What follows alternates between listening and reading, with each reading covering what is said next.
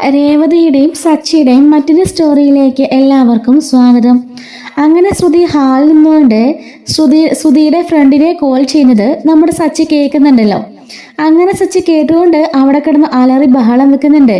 ഇത് കേട്ട് ശ്രുതി ആകെപ്പാടെ പേടിക്കുകയാണ് കേട്ടോ. ശ്രുതിയോട് വന്ന് ചോദിക്കുകയാണ്, എവിടെടി ശ്രുതി എവിടെയെന്ന് ചോദിക്കുമ്പം ശ്രുതി ആരും തട്ടിക്കൊണ്ടുപോയതിൽ പറഞ്ഞത് കേട്ടല്ലോ എന്നൊക്കെ പറയുമ്പം അതിനിപ്പോൾ നിനക്കെന്താ കുഴപ്പമെന്ന് ചോദിക്കുകയാണ്. നിനക്കെന്താ കുഴപ്പമെന്നോ? അവൻ എൻ്റെ ചേട്ടനാ, അപ്പോൾ അറിയാനുള്ള അവകാശം എനിക്കുണ്ടെന്ന് പറയുമ്പോൾ ഇവിടെ വെച്ച് അവൻ്റെ മേളിൽ തട്ടിക്കയറുന്ന നിനക്കാണോ സ്നേഹം എന്നൊക്കെ ചോദിക്കുമ്പോൾ അതൊന്നും നീ എൻ്റെ ആവശ്യമില്ല, ഞങ്ങളെ സഹോദരങ്ങളാണ് എന്നും പറയാൻ കേട്ടോ. ഇതേ സമയത്ത് തന്നെ അങ്ങോട്ടേക്ക് രവിയും അതുപോലെ അച്ഛമ്മയും വർഷയും ശ്രീകാന്തും രേവതിയും എല്ലാവരും കൂടി വരുന്നുണ്ട്. എല്ലാവരും ചോദിക്കുകയാണ്, ശ്രുതി എന്താ പറ്റിയേ, ആറ് തട്ടിക്കൊണ്ടുപോയേ എന്നൊക്കെ ചോദിക്കുമ്പം അതെനിക്ക് അറിയില്ല, ആരാന്നറിയില്ല എന്നൊക്കെ പറയുമ്പം നീ പിന്നെന്താ ഞങ്ങളുടെയൊക്കെ പറയായിരുന്നെന്ന് ചോദിക്കുകയാണ്. അപ്പോൾ ശ്രുതി പറയുന്നുണ്ട്, അത് പിന്നെ നിങ്ങളെല്ലാവരും പറഞ്ഞാൽ ടെൻഷൻ അടിക്കുമെന്ന് കരുതിയിട്ടാ എന്ന് പറയുമ്പം സച്ചി പറയാണ്, ഞാൻ അപ്പോഴേ പറഞ്ഞില്ലേ ഉച്ചയ്ക്കുകൾ വന്നപ്പോൾ തൊട്ടേ ഇവർക്ക് എന്തോ കളലക്ഷം ഉണ്ടായിരുന്നു എന്നൊക്കെ പറഞ്ഞുകൊണ്ട് സച്ചിൻ ദേഷ്യപ്പെടുന്നുണ്ട് കേട്ടോ. അങ്ങനെ സച്ചിയാണെങ്കിൽ ശ്രുതിയെ അന്വേഷിക്കാനായിട്ട് അവിടുന്ന് പുറപ്പെടുന്നുണ്ട്. ഇതേ സമയത്ത് തന്നെ നമ്മുടെ ശ്രുതിയോടാണെങ്കിൽ ശ്രീകാന്ത് ചോദിക്കുന്നുണ്ട്, പോലീസിൽ ഒന്നര വിളിച്ചു വന്ന് വിളിക്കണ്ട എന്നൊക്കെ പറയാണ്. കാരണം പോലീസ് സ്റ്റേഷനിൽ ഒരു കംപ്ലൈന്റ് കൊടുത്തിട്ടില്ല എന്നുള്ള കാര്യം അവരറിയുമല്ലോ, അതിന് വേണ്ടിയിട്ട്. അപ്പൊ ശ്രീകാന്ത് പറയാണ്, സാറിലേച്ചി ഒന്നിനെ വിളിച്ചു നോക്കാന്ന് പറഞ്ഞിട്ട് കോള് ചെയ്യുന്നതാണ്. അപ്പോഴേക്കും ശ്രുതി അടുത്ത് നിന്നിങ്ങനെ പേടിച്ച് നിൽക്കാതിരിക്കും കേട്ടോ. പക്ഷെ പോലീസ് സ്റ്റേഷനിൽ അവർ കോൾ എടുക്കില്ല. ഇത് കാണുമ്പോൾ ശ്രുതിക്ക് നല്ല സന്തോഷമാകുന്നുണ്ട്.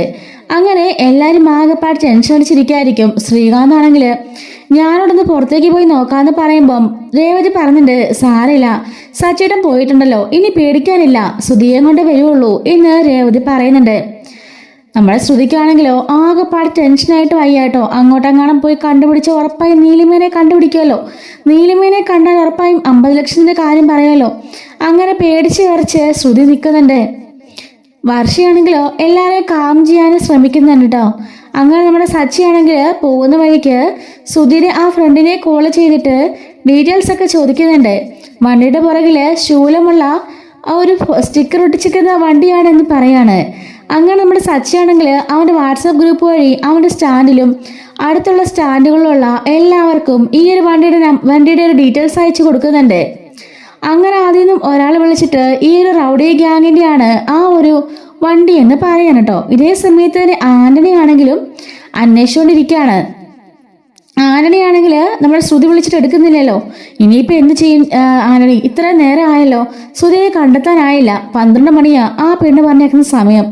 അത് കഴിഞ്ഞാൽ അവൾ അവനെ വകവരുത്തുന്ന പറഞ്ഞേക്കുന്നേ, അങ്ങനെങ്ങാണ് സംഭവിക്കുമെന്ന് ചോദിക്കുമ്പം ആന്റണി പറയാണ്, അങ്ങനെ സംഭവിക്കാൻ പാടില്ല, നമുക്ക് അന്വേഷിക്കാം, അവന്മാരെല്ലാം ഓരോ വഴിക്ക് പോയിട്ടുണ്ടല്ലോ എന്ന് ചോദിക്കാണ്. അങ്ങനെ ആന്റണി വീണ്ടും ഓരോ സ്ഥലത്തും കയറി CCTV ഒക്കെ ചോദിക്കാണ്. അങ്ങനെ ഒരു സ്ഥലത്ത് വരെ എത്തുമ്പോഴേക്കും ആ വണ്ടി അപ്രത്യക്ഷമാവുകയും പിന്നീട് ആ വഴിക്ക് വേറെ വണ്ടി പോയിട്ടില്ല എന്നും കാണുന്നുണ്ട്. ആ സ്ഥലങ്ങളെല്ലാം നമ്മുടെ ആന്റണി അരിച്ച് പറക്കുന്നുണ്ടെങ്കിലും ഒന്നും തന്നെ കാണാൻ സാധിക്കുന്നില്ല കേട്ടോ. ഇതേ സമയത്ത് മറ്റേ 2 റൗഡുകളും കൂടി കള്ളു കുടിക്കാൻ പോയിരിക്കുകയാണല്ലോ. അങ്ങനെ നമ്മുടെ സച്ചിയാണെങ്കിൽ ആ വണ്ടിയുടെ ഡീറ്റെയിൽസ് വെച്ച് CCTV ഒക്കെ ഇതുപോലെ തന്നെ ചെക്ക് ചെയ്ത് നോക്കുന്നുണ്ട്. അങ്ങനെ ഇവൻ്റെ 2 സുഹൃത്തുക്കളും കൂടി ഇവൻ്റെ കൂടെ വരുമ്പോൾ അത് സാരമില്ലെന്ന് പറയുന്നുണ്ട് കേട്ടോ. അവരും കൂടി അന്വേഷിച്ച് ആ ഒരു ലൊക്കേഷൻ എടുത്തു കൊടുക്കുന്നുണ്ട്. അങ്ങനെ സച്ചിയാണെങ്കിൽ ആ ഒരു ലൊക്കേഷൻ കണ്ടെത്തുന്നുണ്ട് കേട്ടോ. ഈ ഒരു സ്ഥലത്താണ് അവനുള്ളതെന്നുള്ള കാര്യം സച്ചി മനസ്സിലാക്കാണ്. ഇന്ന് ആയിരിക്കും അവനെ കൊണ്ടുപോയെന്ന് അവൻ ആലോചിക്കുന്നുണ്ട് കേട്ടോ. അങ്ങനെ നമ്മുടെ സച്ചിയാണെങ്കിൽ നേരെ അവനെ പൂട്ടിയിട്ടിരിക്കുന്ന ആ ഒരു ഗോഡൗണിൻ്റെ അവിടെ ചെല്ലുമ്പോഴേക്കും ഈ ഒരു കാറിൻ്റെ ആ ഒരു ഇത് കാണുന്നുണ്ട്. അങ്ങനെ കണ്ടുകൊണ്ട് സച്ചി അവിടെ വണ്ടി നിർത്താണ് കേട്ടോ. അപ്പോൾ ഇവന്മാര് കള്ളുഷാപ്പിലേക്ക് പോയിരിക്കുകയാണല്ലോ. അപ്പോൾ ബാക്കിയുള്ള ഒരാളല്ലേ അവിടെ ഉള്ളൂ. അങ്ങനെ നമ്മുടെ സച്ചി ആണെങ്കിൽ ആ ഗോഡൗണിലേക്ക് കയറി ചെല്ലുന്നുണ്ട് കേട്ടോ. അപ്പോഴേക്കും നീലിമയുടെ മറ്റേ ആൾ പറയുന്നുണ്ട്, മാഡം എന്തോ ഒരു അനക്കം കേട്ടില്ലേ, ആറ് നടന്നു വരുന്നൊരു സൗണ്ട് കേട്ടല്ലോ എന്നൊക്കെ പറയാണ്. നീലിമ പറയുന്നുണ്ട്, ഞാനും കേട്ടു, ഞാൻ അങ്ങോട്ട് മാറി നിൽക്കാം, താൻ നോക്ക് ആരാണെന്ന്. ഇനി അവൾ പോലീസിനെ എങ്ങാറ് അറിയിച്ച് കാണോ? അങ്ങനാണെങ്കിൽ പോലീസുകാർ അകത്തേക്ക് കയറുന്നതിന് മുമ്പ് തന്നെ നീ അവനെ ഷൂട്ട് ചെയ്തേക്കണം, ആ കുറ്റം ഞാൻ ഏറ്റെടുത്തോളാം എന്ന് പറയുമ്പോൾ സുധി പറയാണ്, അയ്യോ എന്നെ ഒന്നും ചെയ്യരുതേ എന്നും പറഞ്ഞ് അലറിക്കരയുന്നുണ്ട്. മിണ്ടാതിരിക്കടാ അവിടെ എന്നും പറഞ്ഞ് ഇവര് വഴക്ക് പറയാണ്. അപ്പോഴേക്കും സച്ചി അകത്തേക്ക് കയറി വരുന്നുണ്ട് കേട്ടോ. കയറി ഓടി സുധിയുടെ അടുത്തേക്ക് വരാണ്. അപ്പോഴേക്കും മറ്റേ ഗുണ്ട വന്നിട്ട് നമ്മുടെ സച്ചിനെ ചവിട്ടി വീഴ്ത്താൻ ശ്രമിക്കണം കേട്ടോ. ചവിട്ടാൻ വേണ്ടി വരുമ്പോൾ നമ്മുടെ സച്ചിയുടെ കാര്യം അറിയാലോ. സച്ചി അവനെ ചവിട്ട് ശരിയാക്കി താഴെ ഇടുന്നുണ്ട്. അവൻ മലക്കം പറഞ്ഞ് താഴേക്ക് പോവാണ്. എന്റെ സച്ചി എന്നെ രക്ഷിക്കടാന്ന് പറഞ്ഞുകൊണ്ട് അവിടുന്ന് സുധി വിളിച്ച് പറയുന്നുണ്ട് കേട്ടോ. അപ്പോഴായിരിക്കും നീലിമ ആ ഒരു തൂണിന്റെ പുറകിൽ നിന്ന് തിരിച്ചിങ്ങോട്ടേക്ക് വരുന്നത്. സച്ചിയെ കണ്ടപാടെ നീലിമ ഒന്ന് ഷോക്കായി ഞെട്ടിത്തിരിച്ച് നിൽക്കായിരിക്കും. നീലിമയെ കണ്ടപാടെ സച്ചിക്കും അതേ ഒരു ഫീലിംഗ് തന്നെയാണ് കേട്ടോ. സച്ചി ചോദിക്കാണ്, മേഡം എന്താ ഇവിടെ എന്ന് ചോദിക്കാണ്. അപ്പൊ നീലിയും പറഞ്ഞിട്ട് സച്ചി എന്താ ഇവിടെ എന്ന് ചോദിക്കാണ്. അപ്പൊ സുധി ചോദിക്കാണ്, സച്ചി നിനക്ക് ഇവളെ അറിയൂ എന്ന് ചോദിക്കാണ്. അല്ല മേഡം എന്താ ഇതൊക്കെ എന്ന് ചോദിക്കുമ്പം നീലിമ പറയുന്നുണ്ട്, അല്ല സച്ചി നീ എന്താ ഇവിടെ, ഇവൻ നിന്റെ ആരാ എന്ന് ചോദിക്കുമ്പം സച്ചി പറയുന്നുണ്ട്, ഇതെന്റെ ഏട്ടനാ, എൻ്റെ ഏട്ടൻ സുധിയായത് എന്ന് പറയുമ്പോൾ ഓഹോ നിന്റെ ഏട്ടനാണ് ഇവൻ എന്ന് ചോദിക്കാണ്. അപ്പോഴേക്കും സച്ചി നീലിമയോട് ചോദിക്കാണ്, നിങ്ങൾ തമ്മിൽ എന്താ ബന്ധം, എന്തിനാ നീലിമേ ഇവനെ കെട്ടിട്ടിരിക്കുന്നത് എന്നൊക്കെ ചോദിക്കുമ്പം നീലിമ പറയുന്നുണ്ട്, സച്ചി നിനക്ക് ഞാൻ ആരാണെന്ന് മനസ്സിലായില്ലേ എന്ന് ചോദിക്കുമ്പം സച്ചി പറയുന്നുണ്ട്, ഇല്ല മനസ്സിലായില്ല എന്ന്. അപ്പോഴേക്കും നീലിമ പറയുന്നുണ്ട്, ഇതേ കഴിഞ്ഞ 1 വർഷം മുമ്പേ ഉള്ളൊരു കണക്കാ, നീ ഓർക്കുന്നുണ്ടോ, നിന്റെ സുധീനെ വിവാഹം കഴിക്കാന്നും പറഞ്ഞ് ഞാനേ അവന്റെ കൂടെ കുറച്ച് നാളുണ്ടായിരുന്നു. അതിനുശേഷം ഇവൻ എന്നെ പറ്റിച്ചു, ഇവൻ ഫ്രോഡാ, ഇവന്റെ മനസ്സ് ശരിയെന്ന് മനസ്സിലായപ്പോ ഞാൻ ഇവനെ ഇട്ടിട്ട് പോയതാണ് എന്ന് പറയുമ്പോഴേക്കും സച്ചി ചോദിക്കാണ്, അപ്പോ എൻ്റെ അച്ഛൻ്റെ 50 ലക്ഷം അടിച്ചുകൊണ്ട് പോയ നീലിമ നീയാണോ എന്ന് ചോദിക്കാണ്. അപ്പോഴേക്കും നീലിമ, അതെ സച്ചി അത് ഞാനാണ് എന്ന് പറയുമ്പോഴേക്കും സച്ചി എടീന്നും പറഞ്ഞുകൊണ്ട് അടുത്തേക്ക് വരാണ്. നിക്ക് സച്ചി അവിടെ നിക്ക് എന്ന് പറയുമ്പോൾ സച്ചി ചോദിക്കാണ്, എൻ്റെ അച്ഛൻ എത്ര വർഷം 30 വർഷം വണ്ടി ഓടിച്ചുണ്ടാക്കിയ കാശാത്, അതിന് മിച്ചം പിടിച്ച 50 ലക്ഷം രൂപയത്, അതും കൊണ്ടുപോയിട്ടാണോ നീ എൻ്റെ മുമ്പിൽ ഇത്രയും നാളും നല്ല പിള്ളയായിട്ട് ഇരുന്നത്, എന്നിട്ട് നീ ഇപ്പൊ ഇതിന് ഇവനെ കെട്ടിവെച്ചിരിക്കുന്നത്, കാശിനുള്ളത് നീയല്ലേ എന്ന് ചോദിക്കാണ്. അപ്പോഴേക്ക് നീലിമ പറയുന്നുണ്ട്, എനിക്ക് അത് നേരത്തെ മനസ്സിലായിരുന്നു ഇവൻ വീട്ടിലെ കാശ് തന്നിട്ടില്ലെന്ന്. ഇവൻ വീട്ടിലെ കാശോ എന്തൊക്കെയാ നീലിമ ഈ പറഞ്ഞേ എന്ന് ചോദിക്കുമ്പം നീലിമ പറയുന്നുണ്ട്, സച്ചി ഇവനും ഇവന്റെ പെണ്ണുമ്പിള്ളയുണ്ടല്ലോ എന്നെക്കാട്ടിലും വലിയ ഫ്രോഡാ, അത് നീ മനസ്സിലാക്കിയിട്ടില്ല, ഞാൻ കൃത്യമായിട്ട് പറഞ്ഞു തരാം. സച്ചിയുടെ വണ്ടിയില് ഞാൻ ആദ്യം വന്നിറങ്ങിയത് നീ ഓർക്കുന്നുണ്ടോ, അന്നൊരു പാർലറിലേക്കാണെന്ന് പറഞ്ഞുകൊണ്ട് നീ എന്നെ കൊണ്ട് ആക്കിയില്ലേ, അത് നിന്റെ ഏടത്തിരിയാണെന്ന് അന്ന് നീ പറഞ്ഞില്ല, നല്ലൊരു പാർലറാണെന്ന് പറഞ്ഞുകൊണ്ട് ആക്കിയത്. അവിടെ ചെന്നപ്പോഴേ വേറെ ആരുമല്ല ഇവന്റെ ഭാര്യ ശ്രുതിയായിരുന്നു അവിടെ ഉണ്ടായിരുന്നത്. എന്നെ കണ്ടപാടെ അവൾ ഐഡന്റിഫൈ ചെയ്തു. അപ്പോൾ തന്നെ അവൾ വിളിച്ച് രഹസ്യമായിട്ട് അവളെ ഭർത്താവിനെ അറിയിക്കുകയും ചെയ്തു, ദാ ഈ ഇരിക്കുന്ന ശ്രുതിയെ. അപ്പോൾ തന്നെ ശ്രുതി അവിടെ നിന്ന് വരികയും രണ്ടുപേരും കൂടി എൻ്റെ കഴുത്തിന് കത്തി വെച്ച് ആ കാശിന്റെ കാര്യം ചോദിക്കുകയും ചെയ്തു.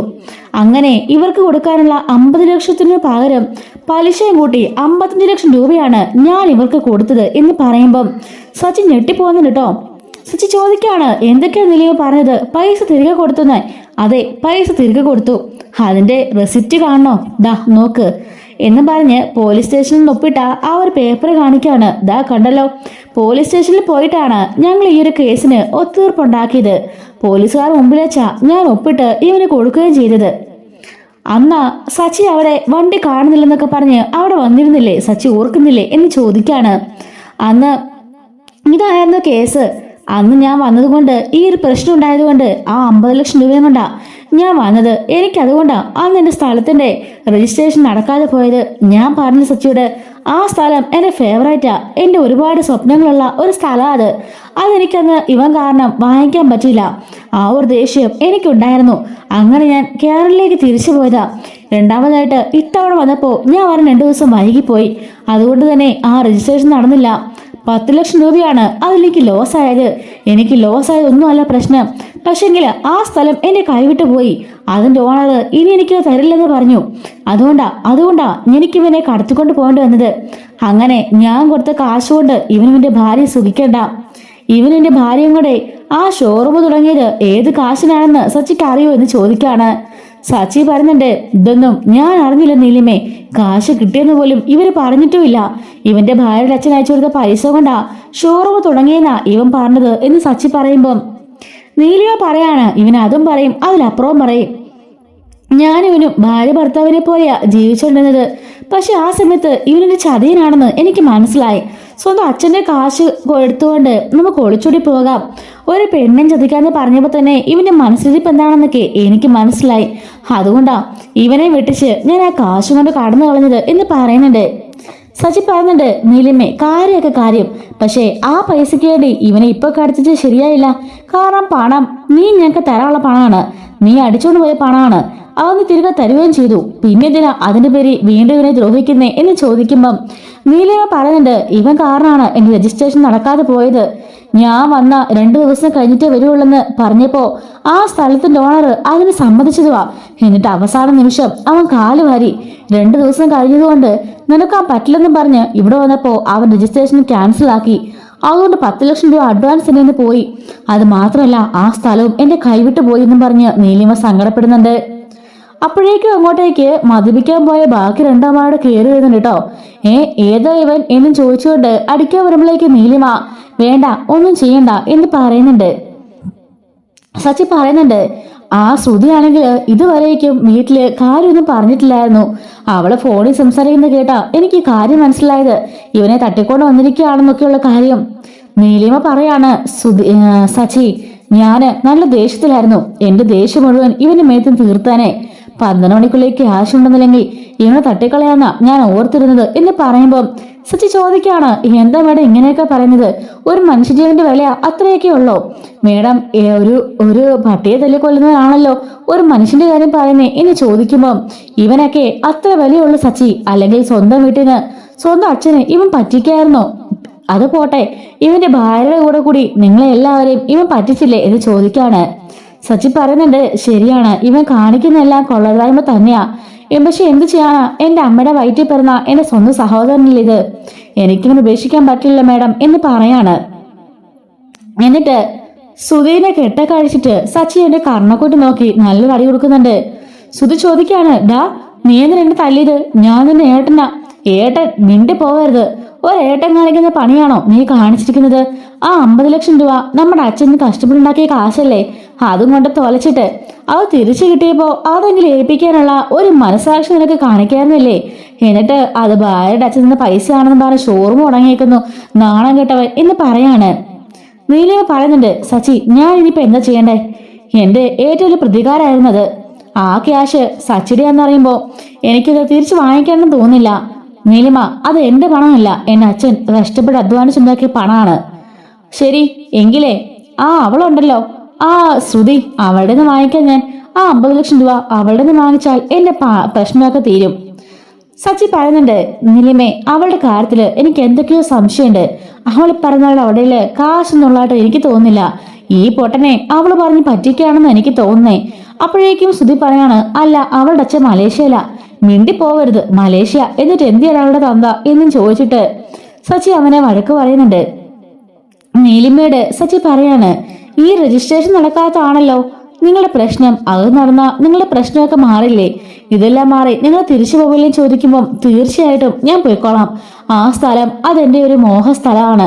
അത് പോയത് എനിക്ക് സഹിക്കാനാവുന്നില്ല എന്ന് പറയുമ്പം നീലിമയോട് സച്ചി പറയുന്നുണ്ട്, ഇന്നിപ്പോ എന്റെ കൂടെ എന്റെ വീട്ടിലേക്ക് നിങ്ങൾ വരണം. അവിടെ വന്നിട്ട് ഈ കാര്യങ്ങളെല്ലാം നിങ്ങൾ തന്നെ പറഞ്ഞാലേ എല്ലാവരും വിശ്വസിക്കുള്ളൂ എന്ന് പറയാണ്. അപ്പോഴേക്കും നീലിമ അത് സമ്മതിക്കുന്നുണ്ട്. നാളെ രാവിലെ നിങ്ങളെയും കൂട്ടി ഞാന് ആ ഒരു സ്ഥലത്തിന് ഓണറെ കാണാൻ പോകാം. എന്തായാലും ആ സ്ഥലം നിങ്ങൾക്കുള്ളതാ. സച്ചി തീരുമാനിച്ചാല് പിന്നെ തീരുമാനിച്ചു തന്നെയാണ് എന്ന് സച്ചി പറയുമ്പോ നീലിമയ്ക്കും സന്തോഷമാകുന്നുണ്ട് കേട്ടോ. അങ്ങനെ നീലിമയും ആ ഒരു ഡീലിന് സമ്മതിക്കാണ്. സുധീര കൂടെ വീട്ടിലേക്ക് പോകാം. സച്ചി പോയിട്ട് അവളുടെ പ്രോപ്പർട്ടി ശരിയാക്കി കൊടുക്കാനും വാക്ക് കൊടുത്തിട്ടുണ്ട്. അങ്ങനെ നീലിമയും സച്ചിയും സുധീങ്ങനെ കൂടിയിട്ട് അവിടുന്ന് പോവാണ്. ഗുണ്ടകളെല്ലാം ക്യാഷും കൊടുത്ത് അവള് പറഞ്ഞയക്കുന്നവന് കേട്ടോ. ഇതൊന്നും അറിയാതെ ആന്റണിയാണെങ്കിൽ ഇവരെ തപ്പിക്കൊണ്ടേ നടക്കാണ്. സച്ചിയാണെങ്കിൽ സുധിയെ കൂട്ടിക്കൊണ്ട് നേരെ അവന്റെ വീട്ടിലേക്ക് വന്നിറങ്ങുന്നുണ്ട് കേട്ടോ. വണ്ടി ഒന്ന് സൗണ്ട് കേൾക്കുമ്പോഴേക്കും രേവതി പറയുന്നുണ്ട്, സച്ചേട്ടന്റെ വണ്ടിയുടെ സൗണ്ടാ അച്ഛാ, സച്ചേട്ടൻ വന്നു എന്ന് പറയുന്നുണ്ട്. സുധിയേട്ടനെ കൊണ്ടുവന്ന് കാണും എന്ന് വർഷ പറയുമ്പം രവി ആണെങ്കിൽ എന്റെ ഈശ്വര സുധി കൂടെ ഉണ്ടായിരുന്നാ മതിയായിരുന്നു എന്ന് മനസ്സിലോർക്കാണ്. അപ്പൊ നമ്മുടെ ശ്രുതിക്ക് എന്ത് പ്രാർത്ഥിക്കണമെന്ന് പോലും അറിയില്ല. സുധിയെ കിട്ടുകയും വേണം. പക്ഷെ സുധിയെ കൊണ്ടുവന്നാല് 50 ലക്ഷത്തിന്റെ കാര്യം അറിയാലോ, അതോർത്ത് പേടിച്ച് നിൽക്കായിരിക്കും. അച്ഛമ്മയും ബാക്കി എല്ലാരും വെളിയിലേക്ക് ഇറങ്ങുന്നുണ്ട്. ഇവർ നോക്കുമ്പോൾ വണ്ടിയിൽ നിന്ന് സുധിയെയും കൂട്ടിക്കൊണ്ട് സച്ചിയും ഇറങ്ങി വീഴുന്നുണ്ട് കേട്ടോ. ഇവനെയും കൂട്ടി ആ ചെക്ക് കയറിയാണ്. രവി പോയിട്ട് എന്റെ പൊന്നു മോനെ നിനക്ക് എന്താടാ പറ്റിയത്, ആരാ നിന്നെ തട്ടിക്കൊണ്ട് പോയത് എന്നൊക്കെ ചോദിച്ച് കെട്ടിപ്പിടിച്ച് കരയുന്നുണ്ട്. ശ്രീകാന്തും രേവതിയും എല്ലാരും ചോദിക്കാണ് ആരാ എന്താ ചെയ്യുന്നൊക്കെ. അച്ഛമ്മ വന്നിട്ട് കെട്ടിപ്പിടിച്ചിട്ട് മോൻ എന്താ പറ്റിയേ, ഇത്ര നേരം കാണാത്തപ്പോ ഞങ്ങളെല്ലാം എന്തുമാത്രം വിഷമിച്ചെന്നറിയോ എന്നൊക്കെ ചോദിക്കാണ് കേട്ടോ. ഈ സമയത്ത് സച്ചി പറയുന്നുണ്ട് അതാരാണ് എന്താണെന്നൊക്കെ ഈ നിൽക്കുന്ന പാർലയിടത്തേക്ക് കൃത്യമായി അറിയാം, ഒന്നും അറിയാത്ത പോലെ അഭിനയിക്കുകയാണെന്ന് പറയുമ്പം അച്ഛൻ ചോദിക്കാണ് എന്താടാ സച്ചി നീ എന്തൊക്കെയാ പറയുന്നത് എന്ന് ചോദിക്കാണ്. ശ്രുതിയാണെങ്കിൽ എല്ലാവരുടെ മുമ്പില് പേടിച്ചു വരച്ച് നിൽക്കായിരിക്കും. ശ്രുതിയും അതേ അവസ്ഥ കേട്ടോ. അച്ഛമ്മ ചോദിക്കാണ് എന്താ മോനെ എന്താ കാര്യം എന്ന് ചോദിക്കുമ്പോ സച്ചി പറയുന്നുണ്ട് എടാ അങ്ങോട്ട് പറഞ്ഞു കൊടുക്കടാ എന്റെ ഏട്ടാ, പൊന്നാര ഏട്ടൻ ഇവനെ ആര് തട്ടിക്കൊണ്ട് പോയെന്ന് അച്ഛമ്മയ്ക്ക് അറിയോ എന്ന് ചോദിക്കുമ്പം ഇല്ല മോനെ ആരാ എന്താ പറ്റിയെന്ന് ചോദിക്കാണ്. അച്ഛാ വേറെ ആരുമല്ല, പണ്ട് ഇവനിൽ നിന്ന് കാശടിച്ചോണ്ട് പോയ ഇവന്റെ പഴയ കാമുകയുണ്ടല്ലോ അവളാ ഇവനെ തട്ടിക്കൊണ്ട് പോയെന്ന് പറയുന്നുണ്ട്.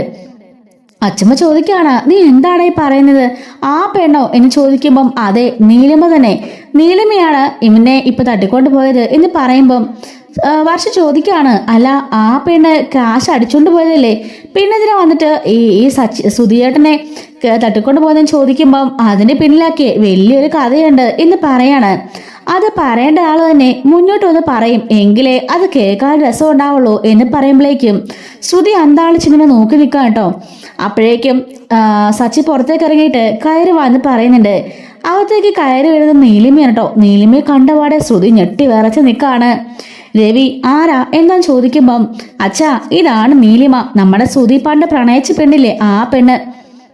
ശ്രീകാന്ത് ചോദിക്കാണ് ഓ ഇവളാണോ നമ്മുടെ അച്ഛന്റെ കാശ് അടിച്ചോണ്ട് പോയത് എന്ന് ചോദിക്കുമ്പം അച്ഛമ്മ ചോദിക്കുന്നുണ്ട് നിനക്കൊക്കെ നാണമില്ലേ, ഒരു പയ്യനെ പറഞ്ഞു പറ്റിച്ച് അവന്റെ ക്യാഷും കൊണ്ട് പോകാനായിട്ട്, എന്റെ മോൻ കഷ്ടപ്പെട്ട് അധ്വാനിച്ചുണ്ടാക്കിയ പൈസയാ, എന്നിട്ട് അവൾ അതും കൊണ്ട് പോയിരിക്കുന്നു നാണം കിട്ടവൾ എന്നൊക്കെ പറയുമ്പോൾ നീലിമ പറയുന്നുണ്ട് നിങ്ങളെല്ലാരും ഇങ്ങനെയൊക്കെ പറയുന്നത് എനിക്കറിയായിരുന്നു, ഞാനിവനെ പറ്റിച്ചിട്ട് പോയത് ശരി തന്നെയാ, അതിന്റെ കാരണം എന്താണെന്ന് നിങ്ങൾക്ക് അറിയണ്ടേ. 3-4 മാസം ഒരു ഭാര്യ ഭർത്താക്കന്മാരെ പോലെയാ ഞങ്ങൾ ജീവിച്ചുകൊണ്ടിരുന്നത്. ആ സമയത്തൊക്കെ ഇവനെനിക്ക് വലിയ ഇഷ്ടമായിരുന്നു, വിവാഹം കഴിക്കുന്ന തന്നെയായിരുന്നു താല്പര്യം. പക്ഷേ ഇവന്റെ മനസ്സപ്പം എന്താണെന്ന് ഞാൻ മനസ്സിലാക്കി. ഇവന്റെ മനസ്സിൽ എന്റെ പണത്തോടെ മാത്രമായിരുന്നു ആർത്തി.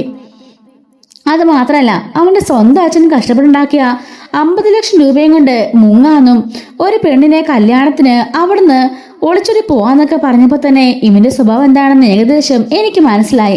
ഇവനെ കൂടെ കൂട്ടിയാലേ അവസാന നിമിഷം എന്നെ കാലുവാരി എന്റെ കാശ് ഒടിച്ചോണ്ട് പോകുന്നത് എനിക്കൊരു ഉറപ്പായിരുന്നു. അതുകൊണ്ടാ ഇവനെ പഠിച്ചിട്ട് ഞാൻ കടന്നു കളഞ്ഞെന്ന് പറയുന്നുണ്ട് കേട്ടോ. അച്ഛമ്മ ചോദിക്കാണ് എന്തൊക്കെയാണെങ്കിലും ഇതൊക്കെ ഒരു ന്യായമാണെന്ന് നീ പറയുന്നത് എന്ന് ചോദിക്കുമ്പം നീലിമ പറയുന്നുണ്ട് എങ്കിലേ നിങ്ങൾക്കറിയാത്ത ഒരു കാര്യവും കൂടി ഞാൻ പറയാം. കഴിഞ്ഞൊരു തവണ ഏകദേശം ഒരു 2 മാസമായി കാണും, അതിന് മുന്നേ ഞാൻ ഈ നാട്ടിലേക്ക് വന്നിരുന്നു. ഞാൻ എപ്പോഴും സ്ഥിരമായിട്ട് സച്ചിയുടെ കാറാണ് ഓട്ടം വിളിക്കാറ് എന്ന് പറയുന്നുണ്ട്. രേവതിയുടെ സച്ചി പറയുന്നുണ്ട് ഞാൻ പറഞ്ഞില്ലേ രേവതി എന്നെ ഇടയ്ക്കിടയ്ക്ക് വിളിക്കാറുള്ള മാഡം അത് ഇതാണ് എന്ന് പറയുന്നുണ്ട്. നീലിമ പറയുന്നുണ്ട് അതെ റാണ്ടായിട്ടാണ് സച്ചിയെ ഞാൻ കണ്ടത്, പക്ഷെ സച്ചിയുടെ ബിഹേവിയർ ഒക്കെ എനിക്ക് ഒത്തിരി ഇഷ്ടപ്പെട്ടതുകൊണ്ട് തന്നെ പിന്നെ അവന്റെ വണ്ടി തന്നെയായിരുന്നു ഞാൻ എപ്പോഴും വിളിക്കാറുള്ളത്. അങ്ങനെ ഈ നാട്ടിലേക്ക് ഞാനൊരു പ്രോപ്പർട്ടി വിഷയത്തിന് വന്നതാ. ആ സമയത്താണ് സച്ചിക്ക് അറിയാവുന്ന ഒരു പാർലർ ഉണ്ടെന്നും അവിടെ ഇറക്കി വിടാമെന്നും പറഞ്ഞിട്ട് സച്ചി എന്നെ കൊണ്ടാക്കിയത്. അത് വേറെ ആരെയല്ല ഈ നിൽക്കുന്ന ശ്രുതിയുടെ പാർലറായിരുന്നു. ഞാൻ അവിടെ ചെന്നപ്പോൾ തന്നെ ഇവളെ ഐഡന്റിഫൈ ചെയ്തു. അങ്ങനെ ശ്രുതിയെ വിളിച്ചു വരുത്തി ശ്രുതിയും ഇവളും കൂടി കത്തി കാണിച്ച് എന്നെ ഭീഷണിപ്പെടുത്തി. അങ്ങനെ നേരെ പോലീസ് സ്റ്റേഷനിലേക്ക് പോയിട്ട് ഈ അങ്കിള് കൊടുക്കാനുള്ള 50 ലക്ഷം രൂപയും അതിന്റെ പലിശ എന്നോണം 5 ലക്ഷം രൂപകൾ കൂട്ടി 55 ലക്ഷം രൂപ പോലീസുകാരുടെ മുമ്പിൽ വെച്ച് ഞാൻ ഇവർക്ക് കൈമാറിയതാണ്. ദാ നിങ്ങൾക്ക് വിശ്വാസമില്ലെങ്കിൽ അതിന്റെ പോലീസ് സ്റ്റേഷനിൽ നിന്നുള്ള ഞങ്ങൾ 2 കൂട്ടരും ഒപ്പിട്ട പേപ്പറാണെന്നും പറഞ്ഞിട്ട് വർഷയുടെ ശ്രീകാന്തിന്റെ കയ്യിൽ ആ പേപ്പർ കൊടുക്കുന്നുണ്ട്. ഇവര് വായിക്കുമ്പം അയ്യോച്ചാ ശരിയാണല്ലോ, ഡേറ്റ് അനുസരിച്ച് ഏകദേശം 2.5 മാസം ഇവരെ കാശ് കൊടുത്തിട്ട് എന്ന് പറയുന്നുണ്ട്. രവി ചോദിക്കാണ് എന്നിട്ട് കാശ് എവിടെടാ എന്ന് ചോദിക്കുമ്പം ശ്രുതിയും ഒന്നും മിണ്ടുന്നില്ല കേട്ടോ. അപ്പോഴേക്കും നീലിമ പറയുന്നുണ്ട് അങ്കിൾ അതുകൊണ്ടാണ് ഇവർ ഷോറൂം തുടങ്ങിയത്. ഈ വിവരമൊക്കെ ഞാൻ അറിഞ്ഞിരുന്നു, എങ്കിലും ഇവരെ അടുത്ത് വേറെ വഴക്കിനൊന്നും പോകണമെന്ന് കരുതി ഞാൻ ഇത്തവണ നാട്ടിലേക്ക് വന്നതാ. അപ്പോ എന്റെ സ്ഥലത്തിന്റെ രജിസ്ട്രേഷൻ മുടങ്ങിപ്പോയി. ഇവര് കാരണമാണ് ആദ്യം ഞാൻ കൊണ്ടുവന്ന പൈസ എന്റെ പ്രോപ്പർട്ടി വാങ്ങാൻ പറ്റാതെ എനിക്ക് തിരിച്ചു പോകേണ്ടി വന്നത്. ആ ഒരു ദേഷ്യത്തിനാ ഞാൻ ഇവിടെ തട്ടിക്കൊണ്ടു പോയതും. ഇവനെ ഫോൺ വിളിച്ച് ഇവന്റെ ഭാര്യയോട് കാശ് ആവശ്യപ്പെട്ടതും എന്നൊക്കെ പറയുന്നുണ്ട്. അപ്പോഴേക്കും രവി നേരെ ശ്രുതിയുടെ നേരെ തിരിയുന്നുണ്ട് കേട്ടോ. സത്യം പറ, കാശ് എവിടെ എന്ന് ചോദിക്കുകയാണ്. ശ്രുതിയോടാണെങ്കിലും വന്ന് അച്ഛമ്മ ചോദിക്കുന്നുണ്ട്, പറയടാ കാശ് എന്തിയടാ എന്ന് ചോദിക്കുമ്പം ശ്രുതി ഒന്നും മിണ്ടുന്നില്ല കേട്ടോ. ശ്രുതിയുടെ നേരെ ഷർട്ടിന്റെ കോളറും പിടിച്ചിട്ട് അച്ഛമ്മ നല്ലൊരു തല്ല് കൊടുക്കുന്നുണ്ട്. പറയടാ കാശ് എവിടെടാ എന്ന് ചോദിക്കുമ്പോഴേക്കും അച്ഛമ്മ തല്ലില്ല അച്ഛമ്മേ, ഞാൻ പറയാന്നും പറഞ്ഞുകൊണ്ട് ശ്രുതി പറയാണ്. അച്ഛമ്മേ, അന്ന് ഈ നീലിമ കാശ് എന്നുള്ള ശരിയാ 55 ലക്ഷം രൂപ അതുകൊണ്ട് വീട്ടിൽ കൊണ്ടു നിലം കൊടുക്കാന്ന് ഞാൻ പറഞ്ഞതാ. അപ്പോ ഈ ശ്രുതിയാ സമ്മതിക്കാഞ്ഞത്. ശ്രുതിയാ പറഞ്ഞത് കൊണ്ടുവന്നാല് അത് നാലായിട്ട് വീതിച്ചാല് ഒന്നും കിട്ടില്ല. ആ സമയത്ത് ശ്രുതിക്ക് ഒരു ഷോറൂം തുടങ്ങാം, ഒരു ബിസിനസ് ആരംഭിക്കാന്ന് ഐഡിയ പറഞ്ഞു തന്നത് ഈ നിൽക്കുന്ന ശ്രുതി അച്ഛമ്മേന്നും പറഞ്ഞ് ആടിയുടെ പേരിൽ നമ്മുടെ ശ്രുതി എല്ലാം വിളിച്ച് പറയുന്നുണ്ട്. പിന്നെ പറയണോ, നമ്മുടെ ശ്രുതിയാണെങ്കിൽ അവിടെ ആകെപ്പാടെ ഭൂമി പിളർന്ന് താഴേക്ക് പോയിരുന്നെങ്കിൽ എന്ന് പറഞ്ഞൊരു അവസ്ഥയിൽ ഇങ്ങനെ നിൽക്കാം കേട്ടോ. അപ്പോഴേക്കും അച്ഛമ്മ നേരെ അവളുടെ നേരെ തിരിയുന്നുണ്ട്. എന്താടി ഞാൻ ഈ കേട്ടതൊക്കെ ശരിയാണോ? എൻ്റെ മകൻ കഷ്ടപ്പെട്ടെന്നാണ് വെച്ചുണ്ടാക്കിയ പൈസ ഇവളെ അടിച്ചുകൊണ്ട് പോയി. അവൾ തിരികെ കൊണ്ട് തന്നപ്പോ അത് പലിശയും ചോദിച്ച് ചേർത്ത് നീ മേടിച്ചു. എന്നിട്ട് ആ പണം കൊണ്ടാണോ ആ ഷോറൂം തുടങ്ങിയത് എന്ന് ചോദിക്കുമ്പം അത് പിന്നെ അച്ഛമ്മേ എന്ന് പറയുമ്പോൾ നമ്മുടെ അച്ഛമ്മയുടെ കാരം, അച്ഛമ്മയുടെ കൈ നമ്മളുടെ ഇവളുടെ ശ്രുതിയുടെ കവളത്തിന് വീഴുന്നുണ്ട് കേട്ടോ. നീ എന്താടി കരുതിയത് ഞങ്ങളെല്ലാം പൊട്ടന്മാരാണെന്നോ? ഇപ്പൊ മനസ്സിലായില്ലേ, കള്ളം എത്രയും കാലം മൂടി വെച്ചാലും അതാ മൂടി തുറന്ന് പുറത്തേക്ക് വരികയുള്ളെന്ന് നിനക്കിപ്പോ മനസ്സിലായില്ലേ എന്ന് ചോദിക്കാണ്. ഇപ്പൊ കണ്ടോ എന്താ സംഭവിച്ചെന്ന്? എല്ലാരും പറ്റിക്കാന്ന് കരുതിയല്ലടി നീ എന്നും പറഞ്ഞുകൊണ്ട് അച്ഛമ്മ ചോദിക്കാണ്. കവളത്ത് കൈയും വെച്ച് കരഞ്ഞോണ്ട് നിൽക്കായിരിക്കും ശ്രുതി. ശ്രുതിയാണെങ്കിൽ സോറി ശ്രുതി, അച്ഛൻ അടി മേടിച്ച് ഞാൻ പറഞ്ഞു പോയതാണെന്ന് പറയുന്നുണ്ട്. അപ്പോഴേക്കും അച്ഛൻ വന്നിട്ട് പറയുന്നുണ്ട്, എന്റെ പൊന്നുമക്കളെ, ഞാൻ കഷ്ടപ്പെടുത്താനിച്ചുണ്ടാക്കിയതിന്റെ മിച്ചം കിട്ടിയ കുറച്ച് തുകയാ അത്. എനിക്കിപ്പോ ഈ വീട്ടിൽ യാതൊരു വിലയില്ല. കാരണം എൻ്റെ കയ്യിൽ കാശില്ല. എൻ്റെ മകനൊരു മുറി പണിയാൻ പോയി കാശില്ലാഞ്ഞിട്ട് ഞാൻ ഇവിടെ നിന്ന് വിഷമിച്ച ദിവസങ്ങളുണ്ട്. ആ സമയത്ത് നിന്റെ അമ്മ പോലും ഒന്നെന്നെ സഹായിച്ചിട്ടില്ല. ഇത്രയും തുകയുണ്ടെന്ന് അറിഞ്ഞെങ്കിൽ ഉറപ്പായും ഞാൻ എൻ്റെ മകന് അതുകൊണ്ടൊരു മുറി പണിത് കൊടുത്തേനെ എന്നും അച്ഛൻ പറയുന്നുണ്ട് കേട്ടോ. ഈ ഒരു സമയത്ത് ശ്രുതിയോട് നമ്മുടെ അച്ഛമ്മ പറയുന്നുണ്ട്, അല്ല ആ പണം മുഴുവനും നിങ്ങൾ ഷോറൂമിനോട് ഉപയോഗിച്ചെന്ന് ചോദിക്കുമ്പം അതേ അച്ഛമ്മേ, ആ പണം കൊണ്ടാണ് ഷോറൂം തുടങ്ങിയെന്ന് ശ്രുതി പറയാണ്. അപ്പോഴേക്കും അച്ഛമ്മ പറയുന്നുണ്ട്, എടാ രവി, അങ്ങനെയാണെങ്കിലേ നാളെ മുതല് നീ ആ കമ്പനിയിലേക്ക് പോയിക്കോ എന്ന് പറയാണ്. ശ്രുതി ചോദിക്കുന്നുണ്ട്, അയ്യോ അച്ഛനെന്തിനാ മുത്തശ്ശി, അച്ഛനെന്തിനാ അച്ഛമ്മേ ആ കമ്പനിയിലേക്ക് പോണേ? അത് പിന്നെ അവന്റെ കാശുകൊണ്ടല്ലേ ആ കമ്പനി തുടങ്ങിയത്. അപ്പൊ ആ ഷോറൂമിന്റെ അവകാശമേ എന്റെ മകനുള്ളതാ രവിക്ക്. രവി, നാളെ മര്യാദയ്ക്ക് നീ കടയിലേക്ക് പോയിക്കോണം. ഇനി മുതൽ അത് നിന്റെ കടയാ. പിന്നെ ആ ചന്ദ്രൻ എന്നുള്ള ആ പേരൊക്കെ മാറ്റിയേരെ, നിന്റെ പേരിട്ടാ മതി. അല്ലെങ്കിലേ ഈ എന്റെ പേരിട്ടോ, കലാവതി ഷോറൂം അങ്ങനെ ഇട്ടാ മതി, നല്ല റീച്ചായിരിക്കും എന്ന് മുത്തശ്ശി പറയുന്നുണ്ട് കേട്ടോ. ശ്രുതി തുടങ്ങിയപ്പോ അവന്റെ അമ്മയുടെ പേര് വെച്ച് തുടങ്ങിയത്.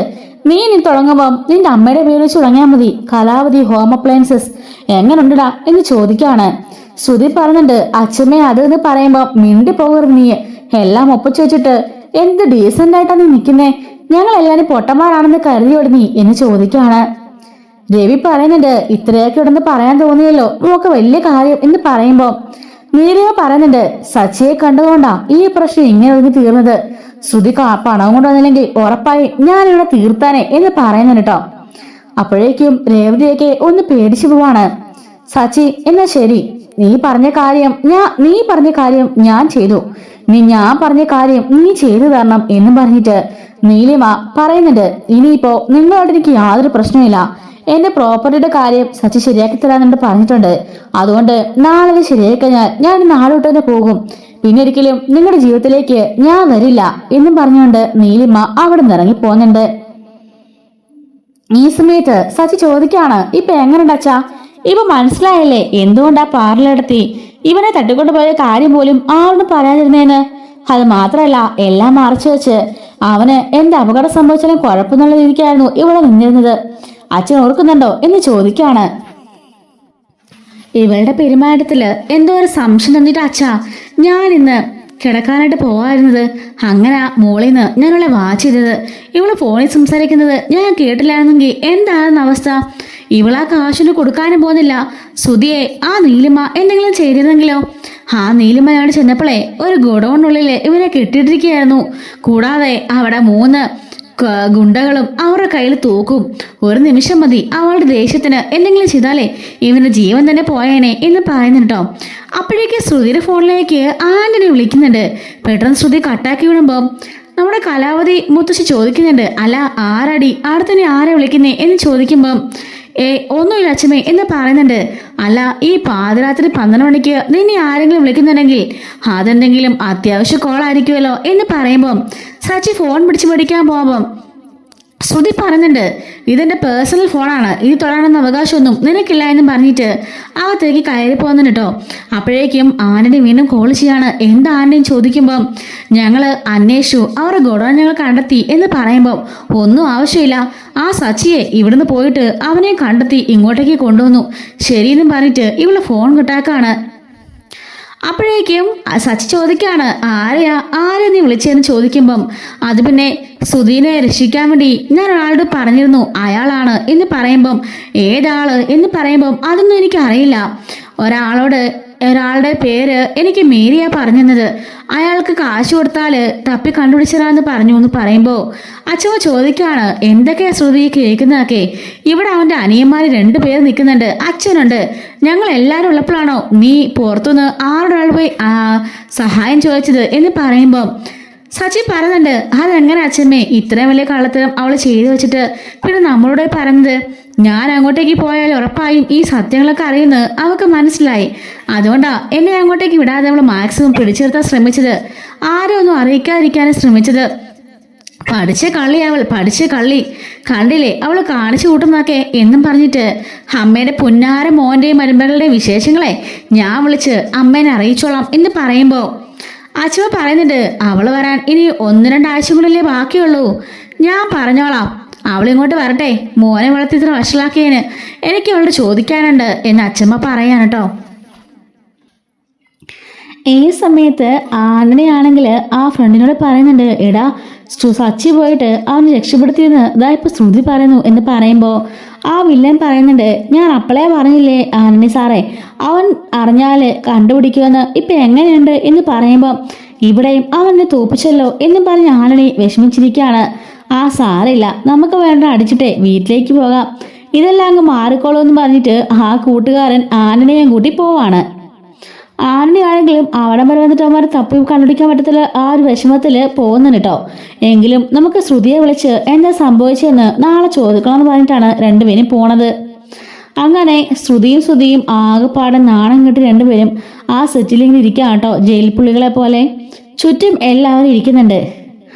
സച്ചി പറയുന്നുണ്ട്, അച്ഛാ അപ്പോൾ രാവിലെ തന്നെ കടയിൽ പോകാൻ റെഡിയായിക്കോ, ഞാനേ ബോർഡ് മാറ്റാനുള്ള വഴി ഞാൻ ഉണ്ടാക്കാം, എൻ്റെ ഒരു ഫ്രണ്ടിനെ അങ്ങോട്ട് പോയിട്ട് ഇതില് കാശ് കൊടുക്കുമെന്ന് സാധനങ്ങൾ EMI കൊടുക്കുമെന്ന് ചോദിച്ചപ്പോ എന്തൊരു ഷോ ആയിരുന്നു 2 പേരും കൂടിയിട്ട്, ഞാനേ ഇനി നിനക്ക് ഉള്ള പണി ഞാൻ തരാട്ടോടാ എന്നും പറയാണ്. നമ്മുടെ നമ്മുടെ ശ്രുതിയാണെങ്കിൽ ഒന്നും മിണ്ടാതെ അവിടെ നിൽക്കുമായിരിക്കും. എന്താടാ ഇപ്പൊ നിനക്കൊന്നും മിണ്ടാനില്ലേ, നിന്റെ നാക്കിറങ്ങിപ്പോയോ? ഇനി മുതലേ എൻ്റെ അച്ഛൻ്റെ കടയാടാത്, ഇത്രയും കാലം എൻ്റെ അച്ഛൻ്റെ ജോലി നില്ലെന്ന് പറഞ്ഞ് എല്ലാവരും കുറെ കളിയാക്കിയിട്ടുണ്ട്, എൻ്റെ അമ്മ സഹിതം ഇനി അങ്ങനെ ആരും പറയില്ല. അച്ഛൻ അധ്വാനിച്ച ഇത്രയും വർഷം എൻ്റെ അച്ഛന് മിച്ചം പിടിച്ച പൈസ കൊണ്ട് അച്ഛൻ തന്നെ ഇതാ ഒരു ബിസിനസ് സാമ്രാജ്യം ഉണ്ടാക്കിയിരിക്കുന്നേ. അച്ഛൻ 2 വർഷം കഴിയുമ്പോഴേ ഒരു വലിയ ബിസിനസ്മാനാവാൻ പോവാ എന്നൊക്കെ പറഞ്ഞ് സച്ചി പറയുന്നുണ്ട് കേട്ടോ. ശ്രുതി ഇതൊക്കെ കേട്ട് ആകെപ്പാടെ തകർന്നോണ്ട് നിൽക്കുമായിരിക്കും. വർഷം പറയുന്നുണ്ട്, അതെന്തായാലും നല്ല കാര്യം സച്ചിയേട്ടാ, അച്ഛനിവിടെ ഒരു ജോലി ഇല്ലാതെ ബോറടിച്ചിരിക്കാനായിരുന്നോ, ഇതാകുമ്പം അച്ഛന് സ്വന്തമായിട്ട് കടയുമായി, കുടുംബത്തിലേക്ക് പുതിയൊരു വരുമാനമായി. പണ്ടേ ശ്രുതിയേട്ടനെ ശ്രുതിച്ചേച്ചി ആയിരുന്നല്ലോ വരുമാനം എല്ലാം കൈക്കലാക്കിക്കൊണ്ടിരുന്നത്, ഇനിയിപ്പോൾ എന്തായാലും അത് പറ്റില്ല, അവരുടെ 1 രൂപ പോലും മടക്കിയതല്ലോ അത്, ഇതുവരെ കിട്ടിയ ലാഭം പോലും അച്ഛന് കൊടുക്കേണ്ടതാ അല്ലേ സച്ചിയേട്ടാ എന്ന് വർഷം പറയുമ്പോൾ ശ്രുതിയോളെ നോക്കി പഠിപ്പിക്കുകയാണ്. സച്ചി പറയുന്നുണ്ട്, അത് ശരിയാണല്ലോ, ഈ കഴിഞ്ഞ ദിവസം ഒരു 5 ലക്ഷം രൂപ ലാഭം കിട്ടിയെന്ന് പറഞ്ഞ് ഇങ്ങോട്ടേക്ക് കൊണ്ടുവന്നിരുന്നല്ലോ, അതൊക്കെ അപ്പം എൻ്റെ അച്ഛനുള്ളതല്ലേ എന്ന് ചോദിക്കാണ്. അത് ശ്രുതി പറയുന്നുണ്ട്, ഇത്രയും കാലം ഞങ്ങൾ അവിടെ കിടന്ന് രായും പകലില്ലാതെ കഷ്ടപ്പെട്ടിട്ടുണ്ട്, അതിനിട്ടേ കാശാത് എന്നും ശ്രുതി പറയാൻ കേട്ടോ. അപ്പോൾ രവി പറയുന്നുണ്ട്, എന്തായാലും എൻ്റെ മക്കളായിട്ട് എനിക്കൊരു വഴി ഉണ്ടാക്കി തന്നല്ലോ, ഞാൻ നാളെ തൊട്ട് അങ്ങോട്ടേക്ക് പോവാണ് എന്ന് പറഞ്ഞ് രവിയും ചിരിക്കുന്നുണ്ട്.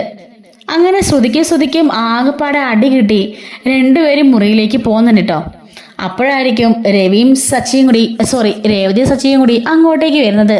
അല്ല, രണ്ടുപേരും എന്താ ഇവിടെ നിൽക്കുന്നത്, ഇറങ്ങിപ്പോയി ഹാളിൽ കിടക്ക് എന്ന് ശ്രുതിയോട് പറയുന്നുണ്ട്. ശ്രുതിയാണെങ്കിലോ നാശം എന്നും പറഞ്ഞുകൊണ്ട് പുറത്തേക്ക് ഇറങ്ങിപ്പോവാണ് കേട്ടോ. ശ്രുതി എന്ന് വിളിച്ച് പുറകെ പോകുന്നുണ്ട്. രേവതി സച്ചിയോട് പറയുന്നുണ്ട്, എങ്കിലുണ്ട് സച്ചിയേട്ടാ, അവരെന്ത് പണിയാ കാണിച്ചത്, ഇത്രയും കാലം എന്തിതായിട്ടാ അവരെല്ലാരും കളിപ്പിച്ചുകൊണ്ടിരുന്നത്, 55 ലക്ഷം രൂപ കിട്ടിയിട്ട് പോലും അവരൊരു വാക്ക് പോലും ആരോടും പറഞ്ഞില്ലല്ലോ. ഞാൻ അന്നേ പറഞ്ഞില്ലേ രേവതി, എന്തൊക്കെയോ കള്ളത്തിലുണ്ടെന്ന്. അവളുടെ അച്ഛൻ ജയിലിൽ കിടന്നുകൊണ്ട് കാശ് അയച്ചു കൊടുത്തു പോലും. അന്ന് ഞാൻ ചോദിച്ചപ്പോൾ എല്ലാവരും കൂടി എൻ്റെ നല്ല കയറുമായിരുന്നു. ഞാൻ അറിഞ്ഞിട്ട് ഇപ്പം എന്ത് ചെയ്യാനാ, ഞാൻ പൊട്ടനാ, എനിക്കൊന്നും അറിയില്ലെന്നൊക്കെ പറഞ്ഞ് എന്തൊക്കെയായിരുന്നു ഇവിടെ എല്ലാവരും പറഞ്ഞത്. ഇന്ന് പോലും അവൾ ഉച്ചയ്ക്ക് വന്നപ്പോൾ തന്നെ അവളുടെ പേരിൽ എന്തൊക്കെയോ സംശയം എനിക്ക് തോന്നിയെന്ന് ഞാൻ പറഞ്ഞതല്ലേ. അവളുടെ മുഖഭാവം പേടിയും കണ്ടപ്പോൾ തന്നെ എന്തോ കള്ളത്തിലുണ്ടെന്ന് എനിക്ക് മനസ്സിലായതാ. ഞാൻ അപ്പോൾ പറഞ്ഞിട്ട് പോലും ആരും എന്നെ വിശ്വസിക്കാൻ കൂട്ടാവുന്നില്ലായിരുന്നു. അതിനുശേഷം ഞാൻ ഉറങ്ങാതിരുന്ന മേളിൽ നിന്ന് കേട്ടതുകൊണ്ടല്ലേ ഇപ്പൊ ഇങ്ങനെയൊക്കെ സംഭവിച്ചത്. അല്ലെങ്കിൽ നീലിമ ആ ശ്രുതി എന്തെങ്കിലും ചെയ്തിരുന്നെങ്കിലോ ഒന്ന് ആലോചിച്ച് നോക്കിക്കേ എന്നും പറയാണ്. രേവതി പറയുന്നുണ്ട്, എന്തായാലും കലങ്ങി തെളിഞ്ഞ് ഇങ്ങനെയൊക്കെ ആയല്ലോ, സമാധാനമായി എന്നും പറയുമ്പോൾ സച്ചി പറയുന്നുണ്ട്, നാളെ എന്തായാലും കുറച്ച് പ്രശ്നങ്ങൾ കാണും, ആ നീലിമയ്ക്ക് ഹെൽപ്പ് ചെയ്യാന്ന് ഞാൻ പറഞ്ഞിട്ടുണ്ടെന്ന് പറയുമ്പം അതെന്തായാലും ചെയ്തു കൊടുക്കണം.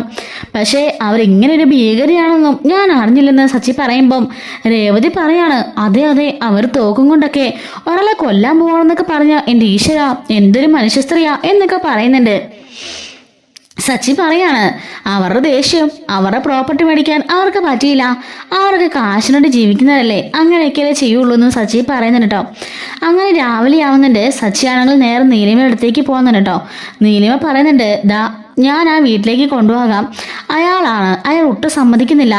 ഞാൻ കാനഡ വെച്ച് വിളിച്ച് ചോദിച്ചതാണ്, 2 ദിവസം കഴിഞ്ഞിട്ട് എനിക്ക് വരാൻ സാധിക്കുള്ളൂ, എന്തെങ്കിലും പ്രശ്നമുണ്ടോ, അല്ലെങ്കിൽ ഞാൻ എന്തെങ്കിലും കാരണം ഉണ്ടാക്കി നേരത്തെ അങ്ങോട്ടേക്ക് വന്ന് രജിസ്ട്രേഷൻ ചെയ്യാമെന്ന് ഞാൻ പറഞ്ഞതാ.